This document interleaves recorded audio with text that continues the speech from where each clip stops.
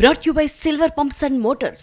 Top quality और consistent performance के लिए सिर्फ सिल्वर पंप्स नाम याद रखना. కశ్మీర్ వ్యాలీలో ఇప్పుడు రైళ్ల కోత వినిపిస్తోంది. కట్రాలోని వైష్ణోదేవి పుణ్యక్షేత్రం మార్గంలో వందే భారత్ రైలు ప్రయాణిస్తోంది. దానికి సంబంధించిన ఇంట్రెస్టింగ్ అప్డేట్ ఇది. నిన్న భారతీయ రైల్వేలో సరికొత్త అధ్యాయం మొదలైంది. కట్రా శ్రీనగర్ల మధ్య వందే భారత్ ఎక్స్ప్రెస్ రైలు సేవలను ప్రధాని మోదీ జెండా ఊపి ప్రారంభించారు. ఇవాల్టి నుంచి చీనాబ్ నదిపై నిర్మించిన రైల్వే బ్రిడ్జిపై ట్రైన్ సర్వీసులు ప్రారంభమవుతున్నాయి. శ్రీనగర్ నుంచి కాట్రా, కాట్రా నుంచి శ్రీనగర్కు 2 వందే భారత్ రైళ్లు నడుస్తున్నాయి.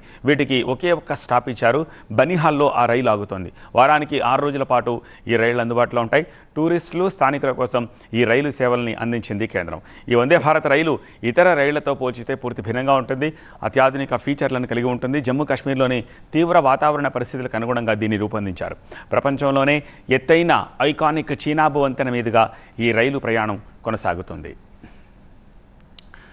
ప్రపంచంలోనే అత్యంత ఎత్తైన రైలు వంతెనైన చీనాబ్ రైల్వే వంతెనను నిన్న ప్రధాని మోదీ జాతికి అంకితమిచ్చారు. ఈ ఇంజనీరింగ్ అద్భుతం ఉధంపూర్, శ్రీనగర్, బారాముల్లా రైలు లింక్ ప్రాజెక్టులో కీలకమైన భాగం.